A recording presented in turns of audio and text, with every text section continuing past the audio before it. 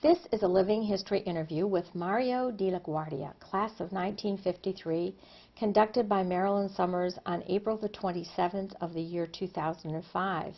We are at his home in Savannah, Georgia, and the subject of the interview today is his life in general, his experiences at Georgia Tech.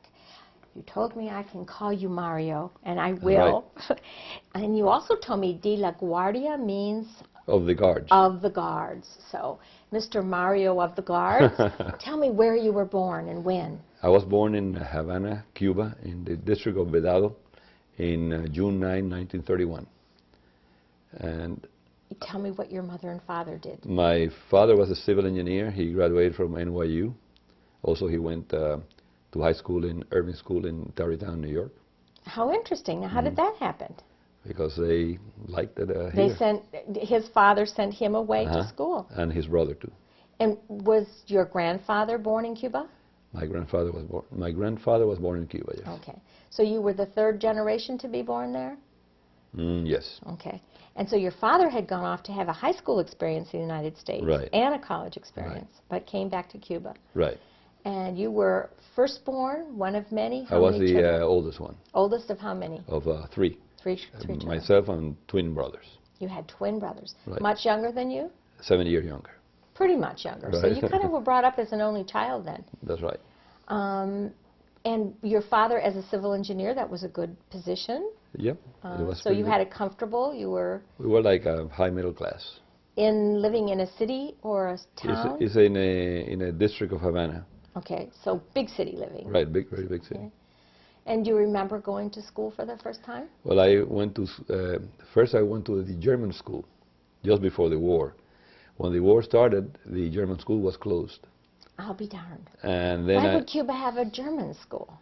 Because it was a German, called the German school, but it was very close to my house. Oh, so it was convenient. So I went there for kindergarten over there. Okay, it was convenient for you. So after kindergarten, they closed the school. And then I went to the English school. It was close to the house too. And I did all my grammar school there in English. So you learned to speak English in that school? Right. And why did they call it the English school? Was it run by Americans? Right, run by Americans. Okay. And how were you in school? Did you like school? Yeah, I liked school. It was okay? I was just an average student. I was probably, when I went to the high school, that was Christian Brother La Salle High School. That was a big school. And I did all my high school there, and I was probably out of 35 in class, I was like 11 or 15 of the class.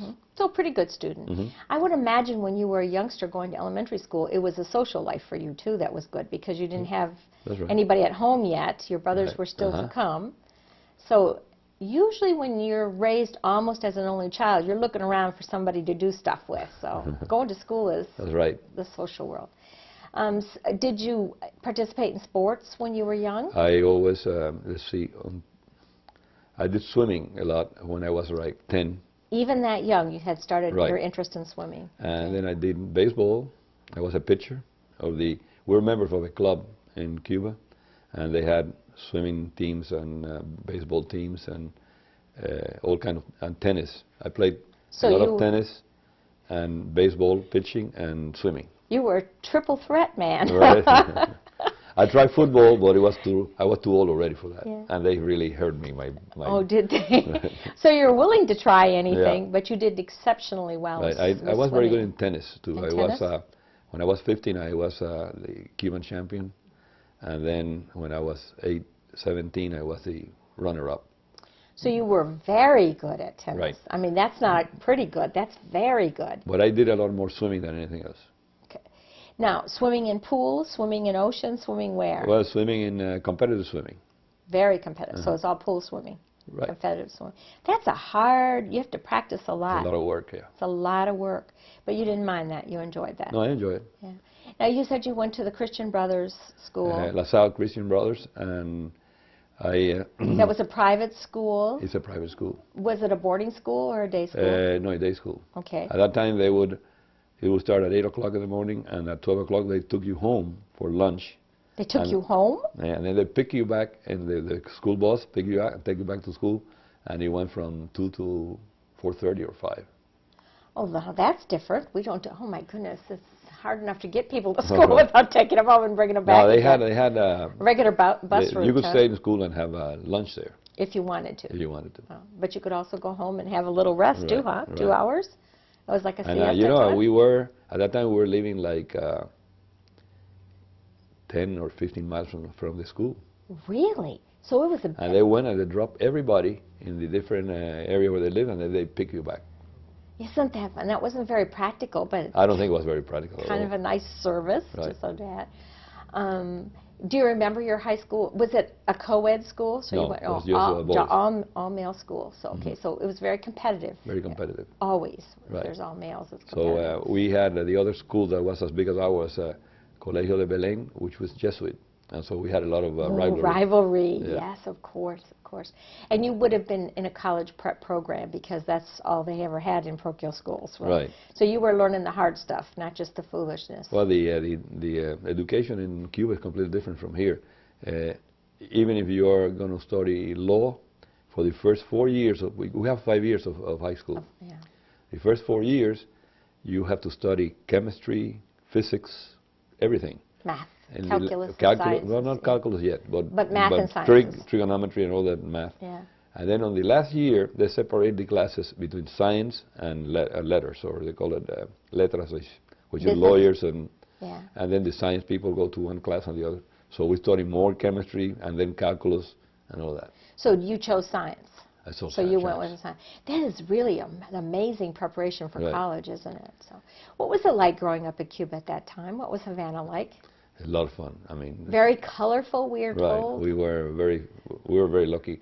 We had a house that communicated with the club that was a member. So I almost lived in the club on Saturdays and Sundays. And when you say a club, it's like a country club would be Like here, a golf club right. or something. Well, this was okay. more like a Social club? no, like a sailing club. Oh, a sailing club. Right. It was in the So ocean. Did you go boating and go Oh sailing yeah, a we lot? had. My uncle has a sailboat. I used to sail a lot with him. You had a I pretty by nice, myself. pretty nice coming up time, Yeah, right? a lot of fun. A lot of fun. And it was a happy time, carefree? Very happy. No one knew what was coming down in Cuba No. at that time, so. Well, we had always a dictator there, but if you didn't bother him, he wouldn't bother you.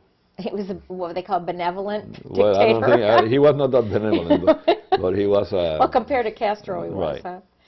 So when you started thinking about going to college, because I'm fairly certain your parents intended for you to go to college from the get-go, Right. right? From the as soon as I studied chemistry, I really liked chemistry, and I decided I want to study something on chemistry. My father said, "Don't study civil engineer." Oh, he didn't want you to no, do that. It's not that great in this country. But he was interested in the fact you were interested in chemistry. Right. He thought So that was okay. I decided I want to be a chemical engineer, but Cuba didn't have chemical engineer. They So had this would have been something different. sugar engineers, which was that's the closer to the chemical engineer, to work in sugar mills. But I wanted to be a chemical engineer, so I decided that I had to come to this country. And how did you choose? Well, I applied some of the Ivy League schools, like Yale and Cornell, and they accepted me. And then my uncle took me to Florida. I went to see the University of Florida, which I liked. But I still thought about Georgia Tech because it had a good name in engineering. Now, how did you ever hear about it? How was that even Well, part of your in consciousness? Cuba, a lot of people had gone to Georgia Tech already. Okay, so you knew you had a lot of countrymen that had gone Right. there and done well. Right.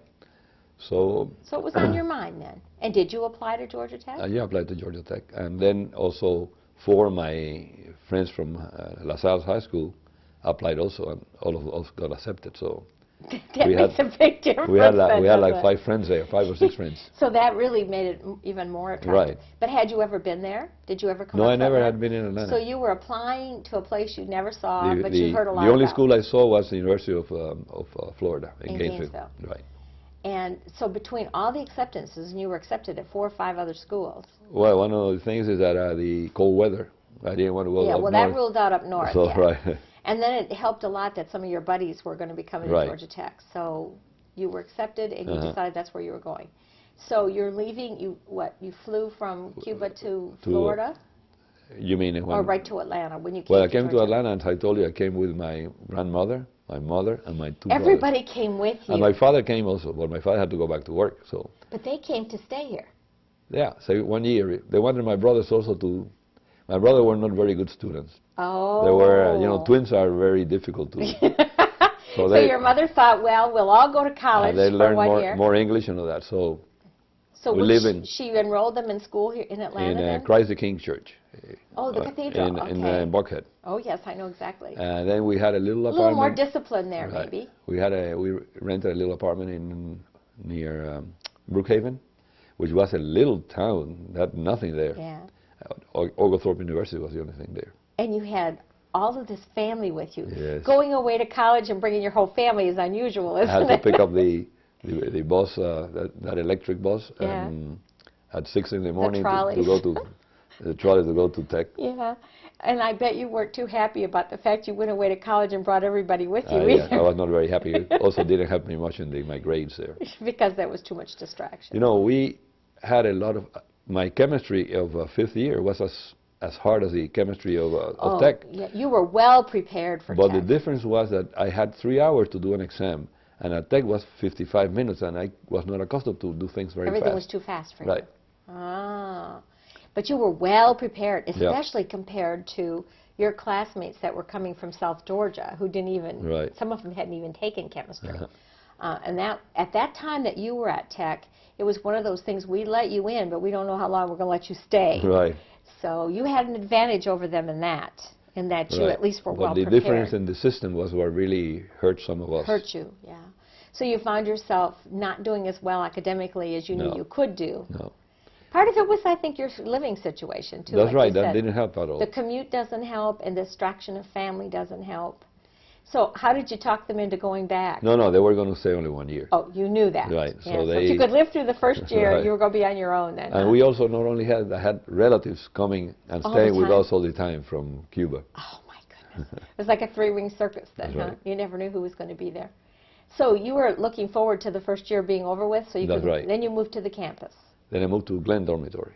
And that And was that's- much, much more Right, reasonable and that's where for I you. stayed. In that Glen Dormitory, I stayed all the rest You of did. except one quarter, we had a Latin American house that we rented a house of the Latin American club. But you know, Latin Americans are not good in handling. Very emotional people. So the house was closed 6 months later.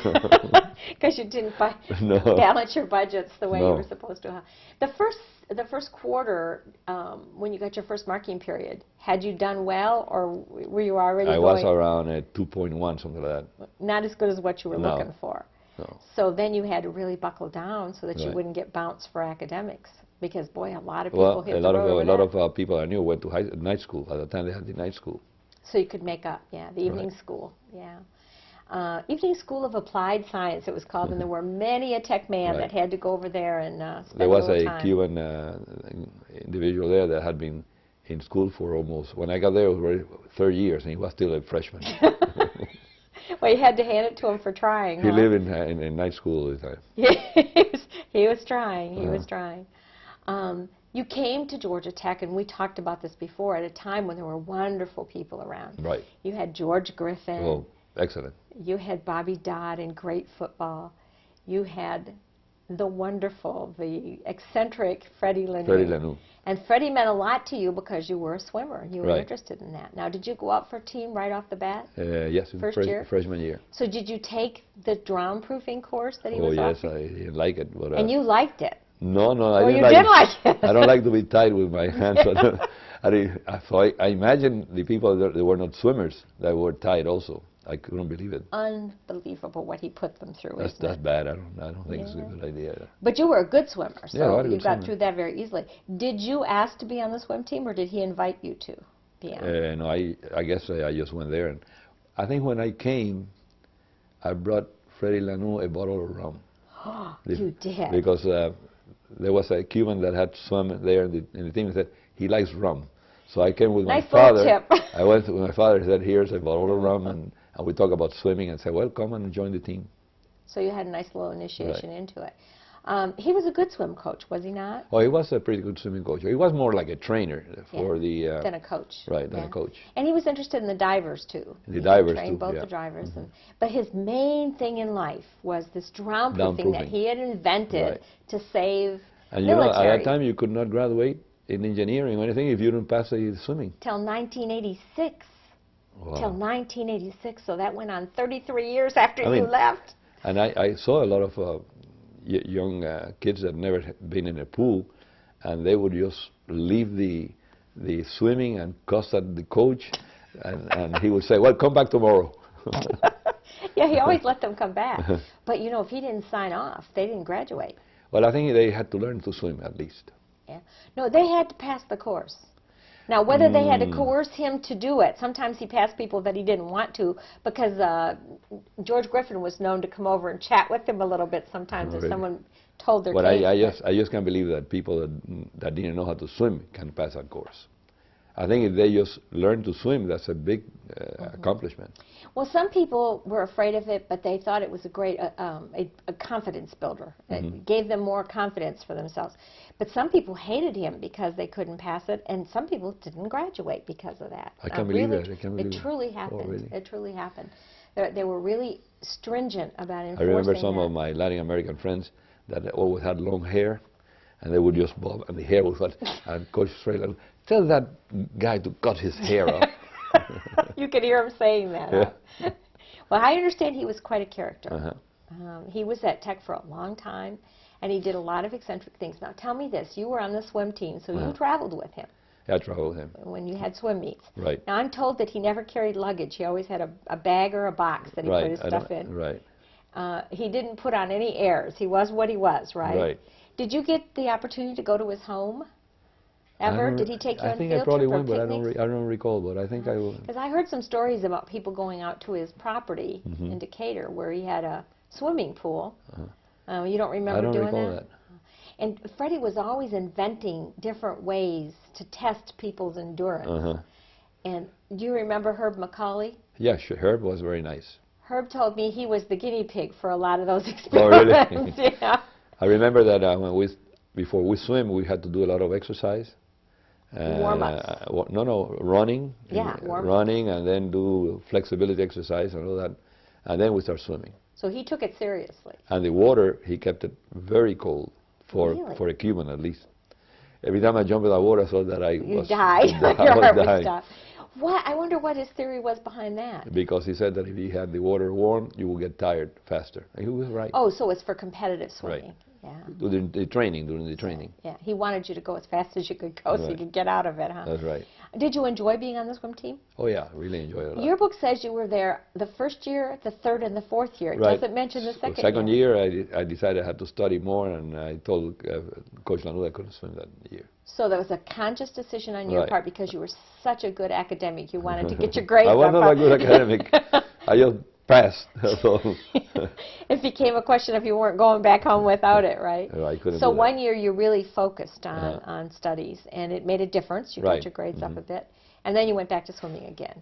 I went back to swimming. You enjoyed it? I really enjoyed it. Oh, that's great. Mainly the group of people that were there were good friends, everybody. And So it made a social life for you, too, at camaraderie. Did you ever join a fraternity? no, I did not. Okay. The Latin American Club. Okay, the Latin American Club and the swim team was enough to keep you busy, right? Did you take part in campus activities? I mean, did you go to the football games? Oh yeah, I never miss a football game. You know, some of my would sell the tickets. And But you weren't about to do No, that. I would not do that. I had to see all the games. So you were a good football I was a fan of football, really. When you came, you had to wear a rat hat. A rat hat. You remember rat that? Mario de la Guardia rat. And then I had to keep the scores of all the games around On your hats. You remember doing that then? Yes, and if you don't wear the rat, they will put a T in your head. You never got a T, though. No, I never got a T. Did you ever see anybody with a T? Oh, yeah. You did. So people actually defied that, Oh, yeah, knowing that was going to They happen. would go in the football games, and they would walk in with the head like that, showing the T in the head. So it was kind of a show-off thing then, Right. maybe, huh? I never talked to anyone who had a T. I've seen pictures of them, and I've heard people tell about it, but I've never There were talked some to rules anyone. that you couldn't sit in some benches when you were a freshman, and that if you didn't attend the rallies, they will get your name, and then they will either cut your T or make you work at putting signs in the different poles of different sign of football and things like that. So the rat court existed, and Yep. it meted its punishment out, Right. and you respected that. Right. I've heard sometimes that they even did some paddling and some other things Well, I don't if you recall didn't the behave. paddling, but I yeah. know that they You didn't disobey the rules. You No, went I did along not. with everything. Now, besides all of the excitement of being on the swim team and Freddie Lanoux, how were your academic professors? Did you feel like you were getting good instruction? Yeah, well, you always had one professor you like more than others. Who would that be for you? Do you remember anybody's name? It was Dr. Grubb, was a good professor, hard. But hard was part of it, wasn't it? Right. I mean, that was part of the deal. Sometimes you would get a lower grade with a good professor, where you learn more. Because he cared, yeah. Than if you were snowing somebody and just getting That's through right. on something else, yeah. So did you feel like you were learning about chemistry? And, Oh, yes. and the more you learned, the more you liked what you were doing. Mm-hmm. So it felt good. You Some never, courses I like more than others. But you never changed your major. No, I never. You stuck right to it, which is good for if you're going to get out in 4 years, isn't it? It's when you change majors it takes longer. That's so. right. But you were there at an amazing time for football. I mean, It was great teams. yeah. At that time, you had only one platoon system, so some guy would play linebacker and fullback. In the same game, and you got to watch them. And you were around some great football players. Right. The greatest, of course, being George Morris. Well, you had Tom Coleman here. Yeah. Yeah, he from was a good Savannah. player too. Bobby Dodd said the best player he ever coached was George, and just George's Really? claim to fame. Well, yeah, there were two Morris, George Morris And his younger brother. Yeah. both of them were very good. Yes. And they had Ziegler, which was a fullback that was very good. Yeah. There were lots of good players. I Gossage. even went to the Orange Bowl. You did get to go. When Pepper Rogers hit the field goal and won. Oh yeah, Pepper Rogers was big then against too, Baylor. yeah. Against Baylor.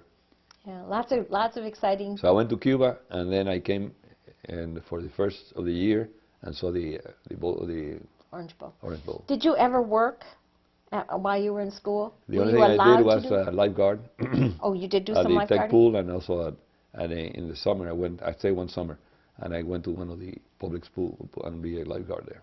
I just wondered if because you were a Cuban citizen, if they would let you hold a job in the country, but they did let you be Yeah. a lifeguard. So I mean, we were not paid very much, but like I think it was either 50 cents an hour or $1 an hour, something like that. But your father was willing to support you and keep you here. Yeah. And did he get after you about your grades? Or did he accept? No, he accepted them. You were lucky. Right. You were lucky he didn't get real excited about that, huh? So you were right on schedule. You were moving along on schedule. If you think back to that time, Mario, just think back to that time. What sticks out in your mind as the best part of being at Georgia Tech? I think the education and also the people that I knew there, But the thing that one thing I can say, I said to myself, I'm never coming to this place ever again. Never. Getting out was going to be because it right? was so hard and so much sacrifice. Yeah, but don't you think that's part of the whole thing? I Right. mean, if you don't work hard, Right. it's worth it in the long run, but you don't know it at the But time. I said to myself, I'm never coming back. So when I got married, guess what? What? We went to Miami for the honeymoon and then drove to Atlanta. Because you had to show her. So Dean Griffin gave us some ticket for the football game, and we enjoyed it. Now tell me about Dean Griffin. How did you meet George? He's the greatest person I ever met, really. I met him every time I had a problem. I went to see him, and he would always be so helpful. Did he call you boy, like he called everyone else boy? Yeah. And he had pictures of the swimming team because Paige was there also in his office. Oh, yes, of course. I forgot that. So he has special interest in your team. Right. And what Paige was up to. And he looked at the Latin American club. He would go there and saw people gambling, and he would say, "Oh, don't gamble that kind of game. Play cards or something. We're playing dice." Oh, so he let you know he didn't approve of that Right, too no. much, huh? He was very familiar with Cubans because Yeah. Cubans had been coming to Georgia Tech for a long time, yeah. And he had been to Cuba a few times and saw it as a very happy country. Well, I think we elected him to come for a second time, and we had his wife, and then my aunt was married to an American, so I took him to the house for lunch, and we had a lot of fun there. So you were right with him when he was in Right. Cuba. Was that while you were still in school or after you got out? I was in school. You were still in school. Right. That's a pretty big deal to bring the dean down and Right. show him your country. There was another dean that we took, but I forgot his name. He was very nice to the Latin American, but I forgot his name of the other. Dean Griffin got along with everybody. Oh, yeah, he was He was great. just easy going. If somebody went to jail, he would go there and pick Bail him up. him out. Yeah, I think he spent a lot of his time doing that, as a matter of fact, because boys will be boys, as he used to say. An interesting thing happened, though, as you were getting close to your end of your time there, was that women came in. Right. So it was boys will be boys, and then all of a sudden we got a few women around. Now, did you ever even see the women that came in? Yeah, last year I saw like Two. three or four Yeah, women. there were only that many. Right. So it didn't make any difference to you. No.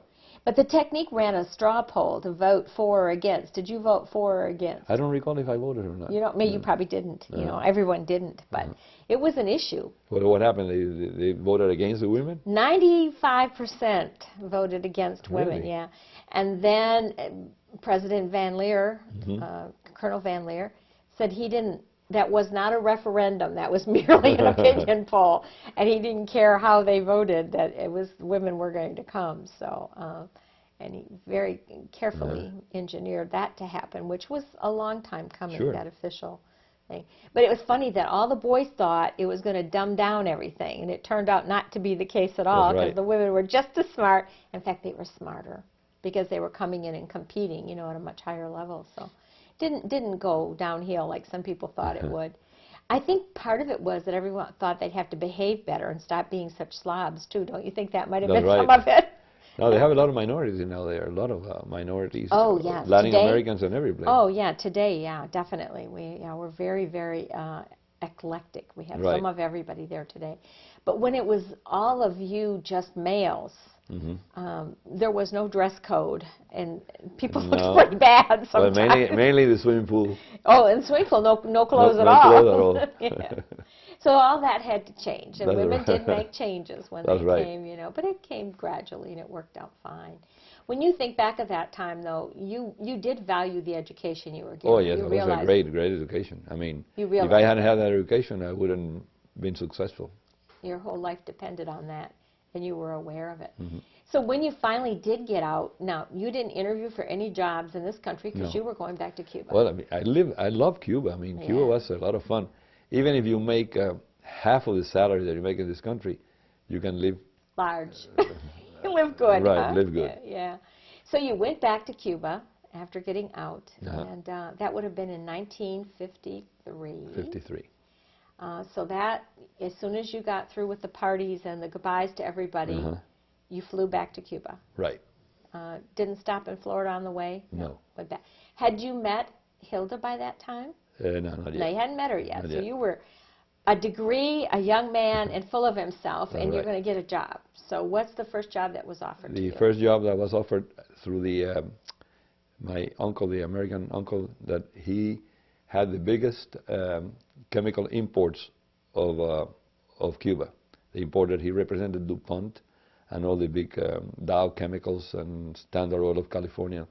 So he had a lot of connection, and so he got me an interview at Colgate-Palmolive, and that's my first job. So who you know really helped in this case, huh? When you say American uncle, he was married to my aunt. Okay, your aunt was one of your parents' sisters? My father's sister. Your father's sister, and she married an American, and then he's your American uncle. He came to Cuba and he opened this. Okay. Well, and they were probably delighted to get someone with your education. Oh, sure. And it was in Cuba, so that was good for you. So Colgate-Palmolive hired you to do what? I was more like in quality control, and so they move you around, so you learn some of all the operation. Different parts of it, yeah. But the salary were very poor. I made the same salary as the person that scrubbed the floors. Really? Why would that be? Because they had a union, and the union, you know, they had the union. You didn't have the union. So everybody made the same thing, huh? So from there, I worked in the detergent plant also, and in the refining of tallow to make soap. Oh, okay. But then I decided that the salary was not enough, and I moved to Sherwin-Williams. Which is, we think of it as the paint company. Paint company. Basically. I was in a technical sales. So I was. Sales is a different thing altogether. Right. So I had to go to the sugar mills and recommend the painting for the different departments, and go to all the industries. Did they pay better? A lot better. So you climbed the ladder. Right. and parlayed your education into a little bit more. And by this time, it was what, 1950? 55. 50. Something like that. And you stayed with them for a few years. I think I stayed with them like 4 years. Yeah. Until this opportunity opened up with the Perlite Corporation. Ah, yes. Now tell me how that came about. Was it someone you were working with that came across that? Some of the people of my uncle put some money with another group and develop a plant to process perlite. And perlite is it's a volcanic rock it's a mineral, isn't it? It's a mineral. Yeah. Volcanic rock. I think the company was called Great Lakes Carbon that had the mines. So they will send you a ship full of the perlite, and you have to unload it and then process the perlite with an oven. So that was your job. That was we had to build the plant first. So you got in on the ground floor of this group, right. the Perlite Corporation, and you all had the big image of what this was going to do. Well, now, how was perlite going to be used in Cuba? It was going to be used in construction, insulation, to protect steel from, insulate the steel so if you had a fire, you wouldn't. Yeah. It would protect the steel, and also filtrate for the sugar industry. You could see a lot of application for it. So you bought it wholesale from a producer in the United States. We bought the volcanic rock, the mineral, and then you process the mineral through an oven, and it expands from 80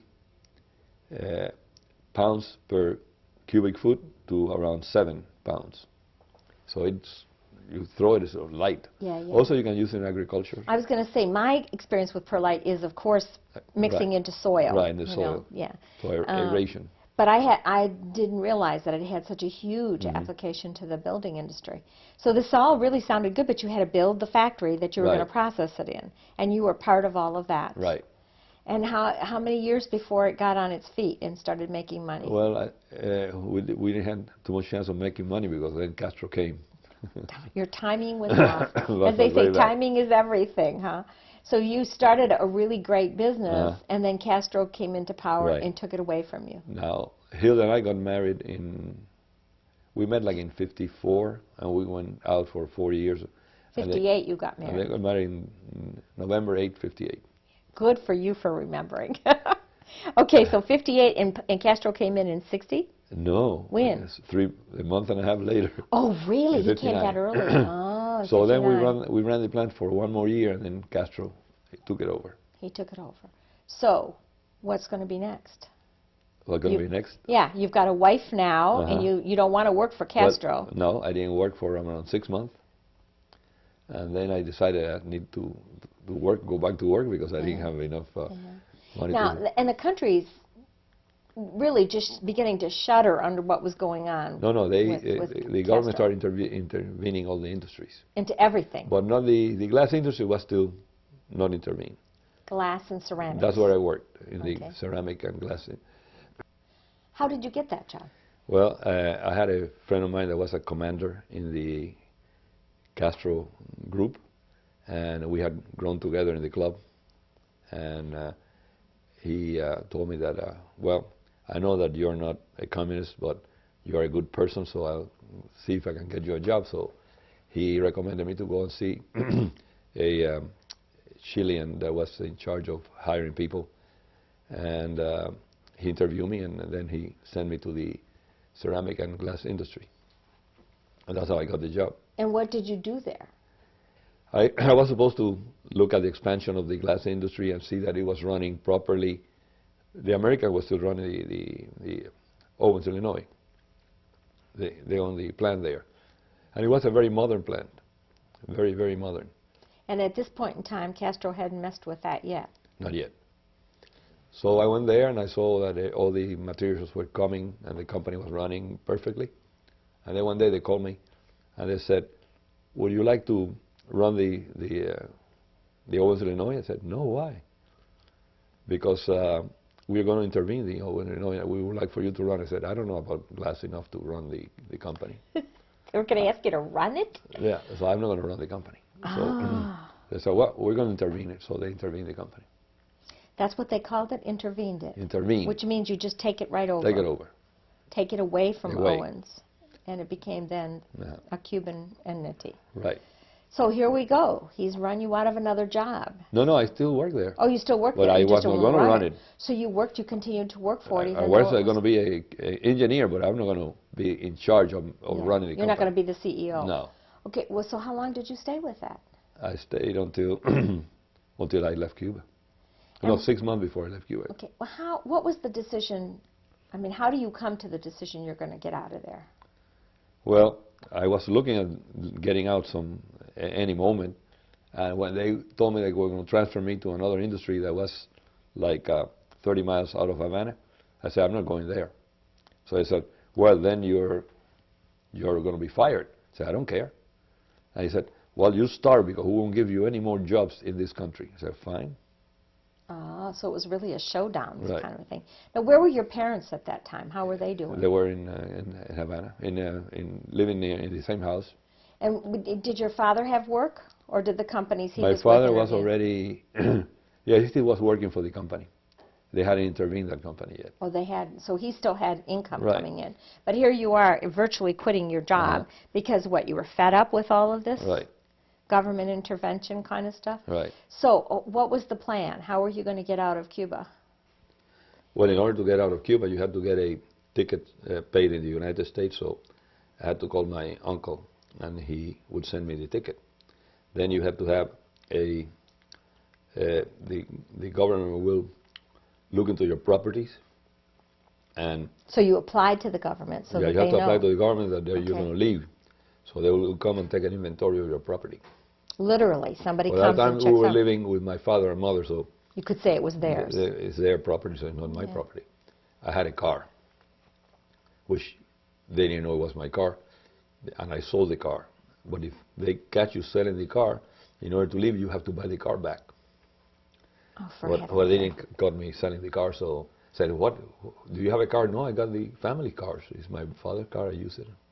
So your parents were aware you were making this Right. decision, but they also understood that that was the only thing you could do. Well, if I had stayed there, You would have no future. Probably ended in jail. So because Because you were rebelling against the I government? didn't like him. Yeah. And your father was able, because he was working, he was able to maintain your mother and the rest of the family there. But you didn't know when you were going to see them again. Never knew. No. So that's a pretty And wrenching mainly my thing to do. grandmother. My grandmother was like almost the one that helped me a lot through life. And you didn't know if you would ever see her again. No. Your two younger brothers. It was and Hilda's family too. She was going to be Right, leaving her her mother and her aunts. because none of them had left yet. No, none of them left. Everybody stayed. One of the reasons my father and mother didn't leave is because my two brothers were pro-Castro. Oh, they were. Uh-huh. Oh, so your mother and father had to support them, but yet they didn't question that it was time for you to go. So you made the arrangements through your uncle. You got your tickets. What did they let you take with you?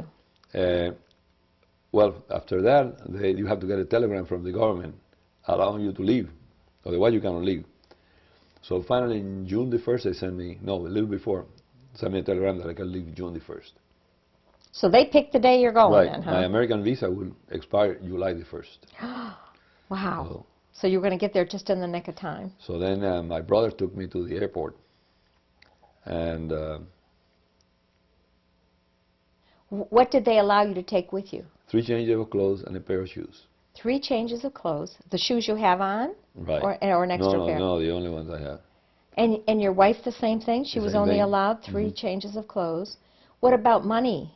No money. They don't want you to take money. Again, we don't want the dollars to leave Cuba. Is that Now, it? before, they wouldn't search people, and people would take jewelry in their hair, Yeah. but not anymore. But at that time, you were lucky to be getting out. Right. So you had to say goodbye to everybody, go to the airport, and you had we're going to talk about your family later, but you already had your first child. Right. So in addition, you have a baby. Now, the baby could bring a few things more, like a crib, not a crib, a stroller, and a few other things. But boy, no personal possessions, no books, no photographs, no trunk of memorabilia. Nothing. Wow, he didn't want anything to go. Not even my Georgia diploma I could bring. He wasn't going to let you have that either, huh? So it must have been a very, very difficult goodbye for very you. difficult, But at least you knew where you were going. You had been to Florida before. Oh, yeah. And so you would have some family to greet you there Right. and to take care of your initial needs. So you flew into Miami? To Miami, and Hilda and Mario were taken to with my family, and I was taken to Opaloca for a briefing. A briefing on behalf of whom? The CIA, FBI. Everybody wanted to have a briefing with you. Immigration, right. They wanted to have a talk with you to see Right. what... So I stayed there like 2 days. 2 days. in Were a- they in kind some to you? barracks. Oh, they were nice. Barracks. Yeah. They were nice to you. It was just part of the Right. process of... I mean, they wanted to check everybody that comes from Cuba because Castro was sent spies also. Yeah. They didn't have to worry about that with you, did No. they? But then they also had to be concerned about who you had left behind. Right. You know, that you had left your significant family Mhm. behind. So that's always a big worry. So you're safely in this country, Right. and you have place to keep your family, but no money to support your family. So Well, you I'm- have to think about getting a job, right? Well, I managed to get like $500 through the Spanish embassy. Which was and- something you thought ahead of time and Right. made arrangements for. Right. They didn't give it to you. You was money you put into them, Right. and then they... Hilda's friend from high school was the daughter of the first secretary of the Spanish embassy. It's all who you know. So we huh? were very, very friendly. Otherwise, some of the embassy will take your money but only give you half of it. They take an awful lot out Mm-hmm. of it, but you got the whole money back then. But that's still not very much money when you have a family to support. Well, in Miami, I just worked in a ticket, Whatever you could in a find. movie ticket office and whatever I could find. Just so you could put some food on the table. But then you got the bright idea of... But another thing, the U.S. government will give us at that time like $150 a month, and also you could get food from them. Well, my uncle wouldn't allow. Oh, no, no, no. He would have had too much pride No, for no, that, he said, yeah. no, food. Bring the food, but I'll give it to the Cubans that don't have anything. Really? So he was looking out for the whole community, not Right. just for you, huh? So from there, we stayed in their house for a month, and then I left to go and look for a job in Savannah and so on. Well, that's a story in itself. You read an ad in the paper about a man who wanted a car driven, right, from Miami Right. to New York. And so you thought, well, along the way I'll look for jobs. What Right. kind of car was it? I think it was like a Chrysler convertible. Oh, so it was a big car, fancy car, huh? And so you were manned. The only thing he said, you have to put high-test gasoline. I said, fine.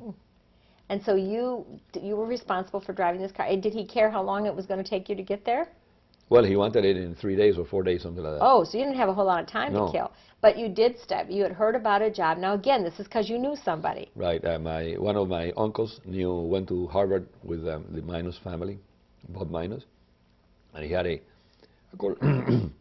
chemical company in Savannah. So they figured, oh, well, I said, that's a chemical- good place to send Mario because it's chemicals. So I wrote him, Mr. Minus a letter saying that I was graduated from Tech and so on, and he sent me a telegram to go over there. So you, on your way to New York, you stopped in Savannah, and you went to, well, first of all, you told me they treated you very well. Right. They put you up in a hotel. Right. Took you Took out me for to dinner at a nice place. And then they brought you to look at the plant, Right. and you were... Oh, I said, it was a little tiny plant with 14 employees, and they make magic shaving powder. And you said... I don't even know what it was. So it was a powder that you mix with water, and the African Americans put it in their face, the men, and then remove it like a depilatory. And it will prevent razor bumps, the bumps that some... Which is something you had never heard of No, before. never heard of that. And you said, this is what I'm going to do? And it didn't sound too good to you, No. did it? First of all, at that time, back in the 60s, Savannah was not a big bustling little place, town. anything. Yeah. Right. Very, very sleepy old town. Right. And this was a very small business. Right. So you thought you'd just get back in your car and go look for something else. So I drove to New York and stayed with some relatives, and then had an interview with Standard Oil and Standard Brands and John Mansfield, another company too, I forgot the other company, and a perfume company. And eventually, Mr. Minor started calling me to New York, and every time I got a job, it takes you like 3 or 4 months before they tell you that you have the job. So they were offering you jobs, but they were all on a delayed start basis. Right. And you didn't have time for delays No. at this point in time. You wanted to come back with a job. Right. And that's really the only reason you accepted the Savannah That's job, right. is it That's not? right. And just think how different your life would have been. I Right. mean, it's just amazing, isn't it, that you just took it because it was timely. The job was John Mansfield, which offered me a job, but 4 months later, and I couldn't wait, was in Antonito, Colorado, and the town was called No Agua, no water. It was in the desert. Oh, A mine, no. it was a mine, a Oh. perlite mine. Oh, but so that was interesting to you, though. Oh, it because was. you I were was already, very interested, right? Yeah, you would have loved to get into But the I'm glad I perlite. didn't go there. I guess not. But who knew? You know, Oh, who right. knew? So you were really taking a big chance. Now, when you were in New York, you delivered your car. So then how were you going to get back Well, to... but, I delivered my car, and the family didn't want to give me the $100. No. I said, you promised you're going to give me $100. That's what the people in Miami told me. I said, well, we didn't say anything like that. Well, you promised. So finally they gave me $100. But you had to really beg for Right. it, huh? They were going to be crooks. So there you are with $100, and where's Right. that going to take you? Not Right. very far. How did you get back to Miami? Well, I went back in a train. Well, my relatives there helped me out. Okay. So, So first of all, you accepted the job in Savannah. right. But then you had to go back and collect Hilda and Mario, Well, did I you mean, not? when I stopped in Savannah again in the train for the final Yeah. interview, and then they sent me a telegram with, and they sent me like $300. Moving expenses? Right. Oh, this is very And generous. at that time, I had managed to buy a little Anglia car, a little tiny car, from a friend of mine that had or a Cuban that already had a distribution of cars, used cars. And in that little car, we drove. And my uncle said, stop in Jacksonville, stay in this hotel that I know in San Agustin, one of those places. And we stayed there for a night. And the car was full with a crib, everything was in that car. And didn't have air conditioning nor heating. Of course. Oh, my goodness. So there we are in Georgia in the summer. It was so hot that you wouldn't believe it. So we stayed in the Howard Johnson. That's where they stayed. And then we rented a little apartment for 2 weeks before we find something to stay. So And- Hilda and the wife of the president of the company went looking for apartments. Well, that was nice. But I They- told Hilda, get the cheapest apartment you can find. Yeah, because you didn't know what would lie Right, ahead for so- you. Tell me the story about how you negotiated your salary. Oh, they asked me how much you want to make, and I said, I don't know how much I need to live in this country. I've never been living here. So I said, how about $600? And that's what they gave me And that was to be per month? per month. Yeah. 6 months. And they didn't hesitate. And you'll always No. wonder, what if you had said $800? Where did you come up with $600? I don't know. I thought that perhaps I could live with $600. I don't know. You don't even know. You hadn't even been in Savannah for So any Hilda length of time. went to look for some apartments, and he said, if I have to stay in these apartments, I'll go back to Cuba. She didn't like it too No, well. so finally we found an apartment that were some Cubans already living there. A doctor working at Memorial, which I knew from little, and another family, two more other families in that apartment. So group. that made it a little easier. And it was a then, nice huh? little apartment. Yeah, but it's easier too if you have people With no, that it had no heating, no air conditioning. I'm sorry. Oh, had heating, Had heat heating, exchange had or heating. something. Yeah. So it was hot. It was hot in the summer. But you were used to being no, they hot. had a no. Cuba was not as hot because the houses. Well, it's a The houses were made of like all adobe. concrete Yeah, and everything yeah, was yeah. very. But I mean, you could get hot some nights, but very rare. Plus, Savannah is so low. Right. It's very They low, had very humid. a air system that blew a lot of air. But eventually, we, Didn't make it cold though. So you settled into, Uh-huh. and what did you think of the job once you got over at the job? You Well, started I- out doing everything, you said. I went. It was supposed to open at 7 in the morning, so I drove there at 7 in the morning. No, the employees were waiting outside. They would get there at 8. The people that opened it. So they. So then you didn't have to go so So early. I told Mr. Manos, why do we go at 7 if they don't open until 8? He said, I'll give you a key. So they gave me a key and I opened You it. can go whenever you want then, Right. huh? And he let you do everything. Well, I was working for the chemist from Georgia. I was his helper. So we make creams and lotions and things like that, and I was in charge of making the batches. They were little tiny batches. And everything was done almost by hand. And was it packaged, Packaged, right. bottled and packaged right there, Yeah, and sold right, from there too? Well, we had distribution. They had a few distributors. Okay, so they already had a little market, a Right. niche market, but it was a small market. Well, the sales at the time were $500,000 a year when I started working there. And that supported 14 people. 14 employees, I think like 3 office employees, and they had the president of the company was the sales manager too, and they had the financial guy that was did all the finances, and then 2 other secretaries, and then And they had like, you and the Georgia guy in chemistry. right, in chemistry, and we had like 3 or 4 people working for us, and then the magic line was the only one automated. Isn't that something? It's really what you call a humble start. Right. But it was still happier for you because there wasn't the government intervention. Right. You had your By the way, you fill know, of- the government used to give me in Florida $150 to help welfare, what do you call it? And my uncle said, I got your check here, but be sure you send it back to the government because you already have a job. He was very honest, So wasn't he? I got the check and sent it back to the government. I probably messed up on the accounting. Well, let me put it this way. They weren't used to having people send No. money back. Right. But your uncle, you know, he Oh, did he was very- very good integrity. Right. He realized Yeah, he that. was. So, and did it turn out that $600 was enough to live on? Oh, yes, sure. Yeah. And then Hilda got pregnant immediately. And it was not covered by the insurance because you have to wait like 3 months. Oh, dear. So, but the doctors there were very nice to us also. He said, you pay me by month, $20 a month. Made a deal with you And, then, huh? so I You got could it. do that easy Right. enough. And as you got into the job and got more involved in the community by, you know, having the Cuban people, did you start thinking, well, maybe this isn't so bad after all? No, I really started enjoying the You work. did. You did. I got greasy every day and I had to work with khaki pants and Not what you had thought of No. in a professional job, but the opportunity was there. Yeah. And you could see. And the company started to grow. Right. I mean, eventually in '64, I was in charge of R&D, research and development, and also working in the batching area.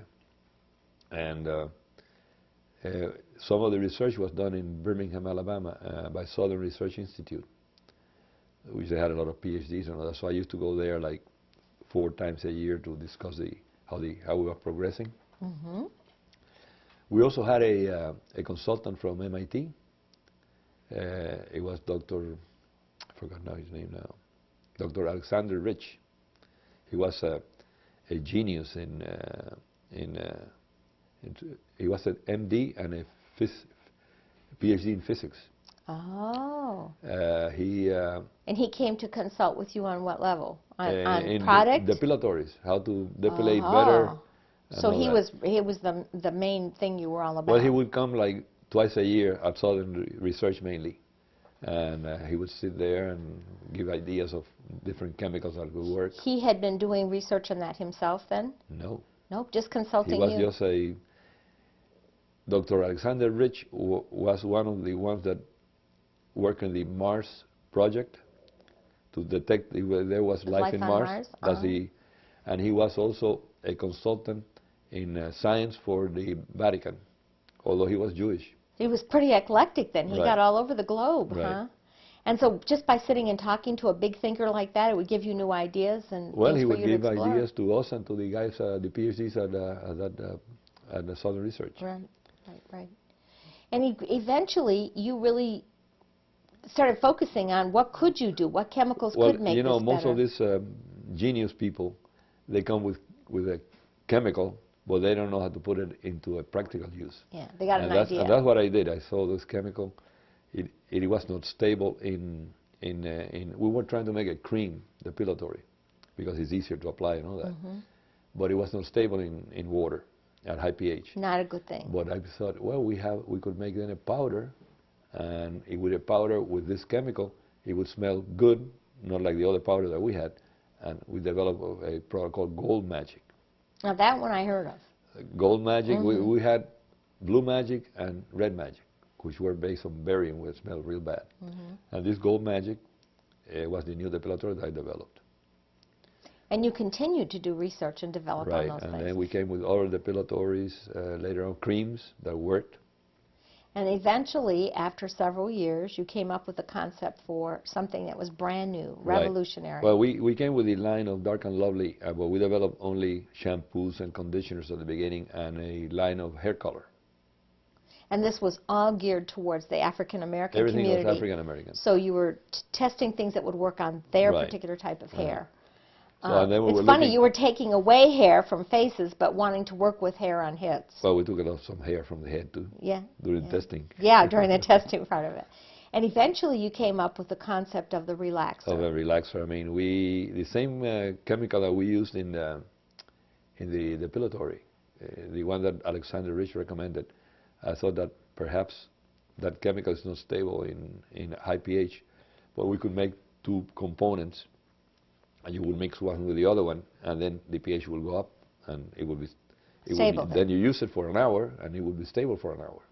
And it turned out to work. And it turned out it worked. So I sent the sample to Southern Research, and it said it works. It works. And so you applied for a patent on it. We applied for a patent. It was less irritating than the lye product contains sodium hydroxide. And that's why you called it the no-lye formula. Right, because lye, sodium hydroxide, and potassium. And they're very, very, very, you have to work it very fast in your hair. They're caustic. They'll burn it right out. This one was a caustic too, but it was a milder caustic. So and when we say lye, L-Y-E, lye, the chemical lye. L-Y-E. Yeah. And so it was called the no-lye formula. No-lye formula. And we had a patent, and we had... And what impact did that have financially on the company? At that time, we were selling $9 million. And so from the $500,000 you got there up to the $9 million. In '78. And then we came with the product, and the first year, the company went up to $15 million. Wow. And almost doubled. And then we started growing very fast. And the company, which we've never even mentioned, is Carson Products. So Who was Carson? Carson was a company that existed before, and he just took that name. It was already... So the man you went to work for had bought out the other company and just kept the name for it. He bought the other company for $100,000. That's what he paid for the company. And he, with your help, made it into a whole lot more than that. Right. So did they start expanding the little shop? I mean, you know, Mr. Minos owned also all the property in that park that we were. Was this an industrial park? Yeah, but he had already sold almost all of it except for, like, I would say 3 or 4 more acres. So we started expanding and expanding. We got to a point where we had to buy property from other people. Just so you could make the company bigger. That's right. Make the physical plant bigger. So I came from technical director to vice president of research to executive vice president, and then to in '81 I became, or '82 I became the president of the company. President of the company. And you stayed in that position until you decided to retire? The company was sold. In 1995? Right. The company was sold. In '95. Who bought them out? I shouldn't say anything. Okay, a group of investors that were just trying to make money for themselves. It was a quick turnaround group kind of thing? Right. So does the company exist today? The company... Or is it gone? Let's see. In '96 I worked 1 year for them, and then I quit. I went even to South Africa twice to mount a plant there for them. Well, we were already in South Africa, but we didn't have a plant. So they mounted a plant there, and I worked there went there twice. But does it exist today? Yeah. In 2000, they ran the company until 2002, something like that. And then it was going to go bankrupt, but L'Oreal, French company, bought him. So they came and they conquered and they took everything they could out of it, and then they left $150 million of loans in 180 million of sales. Oh my goodness. But today it still is in Savannah and it's still producing. It's still in Savannah, but I don't know for how long. Yeah. Sounds like you got out when the getting was good. Right. You got out of there in time. And since that time, you've been a consultant. You don't go out and look for work, but if work comes to you, you're willing to consult on it. I consulted for a company in Atlanta, which is doing quite well now. My son and I consulted for that company. And you're more than content with that for a way of life. When you think back to the decision to leave, you said you had no choice. You Right. knew you couldn't stay I under couldn't stay. Castro. Did any of your family ever leave, or are they all still there? They all stay there. So your father and mother stayed, Right. We met in Canada twice. and so they're still living today? No, my father and mother died already. The last, in '96, I went every year to Cuba for 10 days to see Oh, my mother they would and my let father. you do that. Yeah, they would let you go once a year to see your family. So you did go back and see them. I went in '96. I never wanted to go back, but my father and mother couldn't come over anymore. Yeah, they were too So old. I went in '96, '97. My father died after I came the first year. He was 96 years old. Oh, yeah, nice long life. And then my mother died in 2002. Oh, so she just passed. Right. She had a long life, too. He was 91. That's a long life. Right. You make it to your 90s. I That's don't know about that. pretty good. Are your two brothers still there? Well, the story of my brothers is sad. I don't know if I should say. My two brothers, one was a general in the army, and the other was a colonel. And one of them was executed by Castro in '89. Oh, so in the long story of it Yeah. is they were faithful to him and he was not loyal to them, huh? Well, they tried to ask Castro to open up like Russia, and Castro didn't like that. So he and General Ochoa, which was the most decorated general in Cuba, were executed. Oh, for heaven's sake. And the other twin brother is left there. Now he's out of jail. He was 30 years. Spent 30 years in jail, but now served like 10 years. Boy, if you look at stories like that, you know you did the right thing to Right. leave. There's no way you could have survived in that kind of a regime. You No. couldn't have. You couldn't have. I think Castro will kill anybody in his family if he feels threatened. It doesn't matter even if you're You his... see, Ochoa was the most decorated general, loved by everybody. And he still assassinated him or Right. killed him because Right. he didn't agree with him on something, Right. or he felt threatened by it. Right. Which seems to be the definition of a megalomaniac, Right. somebody whose ego is so big. So very, very sad about the whole country Right. being in such ruin and such despair. Both of my brothers were artists, besides being in the army. Oh, really? So they painted a lot. And you have some of their paintings, which is Yeah, I'll show wonderful them that to you you do. after. Yeah, that's wonderful. Let's talk about your children. Uh-huh. You have 3 wonderful children. Now let's Right. start with the oldest one, Mario. Well, Mario got here when he was a year and a half. He went to Catholic school. Here in Savannah. In Savannah. And then he went to Benedictine school in high school. He was a very good football player there, fullback. Georgia Tech invited him to go for a scholarship thing. That didn't break your heart, did it? No, I mean, but he was too small really for... to play there. Yeah. Well, I mean, that's what they thought. Yeah. So St. Leo offered him a scholarship. And I said, why It's don't you in go? Florida? Right. Yeah. Why don't you go to St. Leo? He said, no, I want to go to Georgia Tech. Oh, God. So here I am knocking on Dean Griffin. Oh, really? George, you have to help Mario get into the school. Oh, yes. He So helped here, you. let's go to see the register. Well, if he went all through parochial school, he had a good education, so he Yeah, was but he was not a prepared. very good student. Oh, he didn't he- apply himself as no, much? he- Okay. He was So, not a very but good Dean student. Griffin got him in there, and then he did Well, okay? Well, I went with Dean Griffin up the hill. And he said, where's the register? No, he's not here yet. So let's sit here. So here comes the register. I want to talk to you about his son. He wants to come to Tech. What's his name? Well, let me look at his resume. He said, I think he should go to a junior college. First. You don't understand me. He's coming to Georgia Tech. So Dean Griffin made that perfectly Right. clear, huh? So he said, let's call the coaches of football. So he called the coaches. Yeah, we would like to have Mario here. I mean, we cannot give him a scholarship, but we'd like him to be for a walk-on, and we'll give him some coaching classes and all that. Okay, so then the raisers said, well, let's do this. We'll invite him to come in the summer, and if he passes and does a good thing, he stays.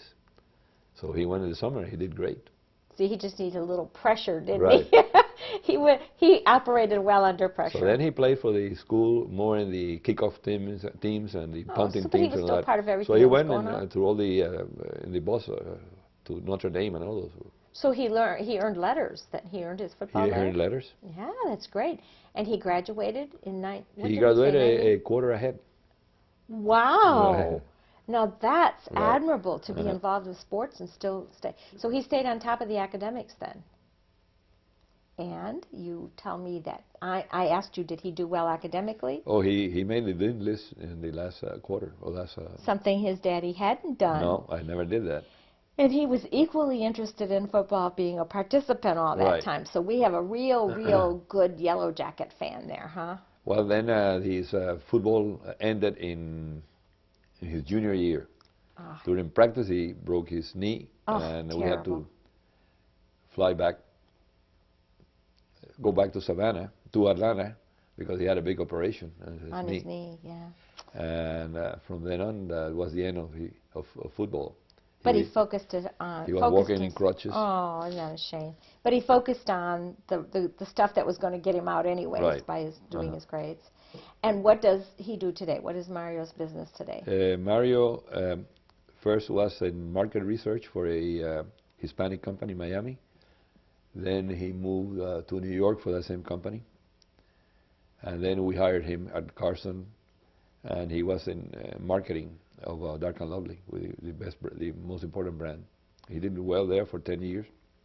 Oh, he stayed a good long time then. When the company was sold, then he left. He started his own company then. He moved to Orlando and started his own business. Which is called let's give him a plug. Well, first he was consulting for companies or doing market research for companies.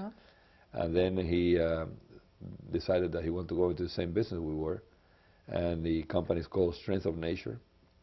And we have now like probably 20 products in the market. Isn't he the one that started the segmentation? Segmentation America. That's his company for That's consulting. a market research Market company, research right? and consulting. Yeah. So is he married? He's married. He married a young girl that went to school with him in the same Georgia Tech. A Georgia Tech woman. Right. All right. And do they have any children? They have the two children. And what are their names? Michael is 12, and Michelle is today is 10? 11? 10. 10. Today. Yep. Today is her birthday. That's wonderful. And then the next child was your daughter? Right. My daughter, Hilda Maria. Hilda Maria, was not accepted at Tech, although she had terrific grades. But she wasn't accepted, or she didn't want no, to go? No, she didn't want to go. But she didn't want to go. But she sent the resume. Anyway, just for the heck of it, huh? But I think she wasn't accepted. She went to the College of Charleston, which she liked a lot. That's a much smaller school. Yeah. What's her interest? What area was she looking at? She was going to study pharmacy. He was accepted at Georgia, and she went there and said, "I don't like it. It's too big, the school." It is not. I'm glad she didn't like it. So she went into pharmacy at the... No, she went to international business. Oh, that's interesting. So from there she finished at the College of Charleston, and then she went to George Washington and have an MBA. Oh, so she's done very well too. Right. And is she married? She just got married. She went and worked for the Department of Commerce for almost 5 years, and then she decided she wanted to go to private industry, and she got a job in Atlanta with British Telecom. Very good. And then British Telecom sent her to Paris. Uh-oh. And she spent 5 years in Paris. 5 years? That's wonderful. And that's where she met Charles and got married last April. So that's very current then. She's the beautiful bride that we see over your shoulder there? Yes? Right. Yes, yes. No, the bride over there is Hilda. Oh, that's Hilda, the beautiful bride there. I see your daughter's picture though. And that brings us to Richard. Hilda Maria now is living in New York. She lives in New York with her husband, Charles. British Telecom also. Okay. And what about Richard? What did he do? Richard is the youngest. He's 32 now. And he went to Tech also. And he was in... How about you? Are you lucky? You get two of your sons to go to Georgia Tech. He went to the same school. He went to Benedictine also. Yeah. And he's a good tennis player. Never played football because we wouldn't let him play football. Yeah, enough is enough. One knee is enough. Yeah. And so he's a good tennis player, just like you. He followed in your footsteps on that. And a good swimmer too. So he went to Tech and studied chemical engineering. So he followed in your footsteps there too. He was a good student. He probably made like a 2.9 average, something like that. Well, he did very well. Yeah. Did both of the boys enjoy the tech experience? Oh, yes. So they're really rabid We fans. go to all the football games. That's good. That's wonderful. And Richard works where now? He worked for Chemera, which is a titanium dioxide company. But that company was not doing well, and he now is working for EM Industries, which make pearlescent pigments. You know, it's a German company here in Savannah. So he lives right here. Right. Mario lives in Atlanta. In Atlanta. And Hilda Maria In lives New York. in New York, and now you have your other son here. Right. In Savannah. He's a big help. That's great. That's great. You're very fortunate, aren't you? Right. Boy, what a good thing you made the decision that you made. That's right. I really made a good decision. Yeah, you're what we call an American success story. Right. You came with nothing, and you produced. Well, and the Minos family was very good to me because they gave me a lot of stocks and shares, and when the company was sold for $98 million. Oh my word! And it wasn't worth more than 60. Isn't that interesting? Right. So that doesn't all happen the shares. So the employees had an ESOP plan, which all of the employees had stock. Oh, that's wonderful. So it was vested interest on everyone's part then. So some of the workers made like $300,000. Yeah, that's great. That's great. You've gotten very involved in the community. You moved to this house, you said, what? In 83. In 83. And you followed your passion for swimming by becoming a swim coach. Well, that was when I got here, when I was younger. But I mean, over these last years, you have gotten involved. Well, I was very involved with all my children's sports. If Mario had a baseball game, I would go and see it, unless I was traveling out of the city. And tennis, the same thing. I went to all the tennis games of Richard and. It's one thing to go and be a spectator, but it's another thing to go give your time as a coach. And you did that because you like kids and because you like swimming, right? Well, I like both things. I mean, the kids in the neighborhood, they didn't know how to swim, really. So and I had some of them that turned out to be good swimmers. It feels good, doesn't it, to know you had a hand in that? I had like 60 kids in the swimming team. You trained 60 kids over the years. You've been on the board for the Y. For the African American Y. Yeah. For around 25 years. 25 years, that's a long time. Yeah, I quit last year. Last year? That's a long time that you gave to the community. So you've been giving back to the community ever since you've been here. So it's a part of the whole thing. Also, we had a scholarship for Savannah State College, which is the African American college here. And you did this It's a university now. In the chemistry? In chemistry. To encourage other chemists. Right. It's called Mario de la Guardia Chemistry Award. But eventually I changed it to Carson Products Chemistry Award. Well, that's really grand that you did that. That's wonderful. You've had a very good life here. Yeah. It's a good decision. I got a lot of friends now. Yeah. Now you don't have to worry about this godforsaken place, which isn't so godforsaken anymore. I go to Miami every now and then because you still have family there? I got some relatives there, and most of my brother's sons are moved to the States now. Oh, they did. Yeah. So your uncle. One came in a sailboat. One of those harrowing stories about barely getting here, huh? But that means you're the uncle now. Right. You're the uncle with the connections. Also, the La Salle Christian Brothers School.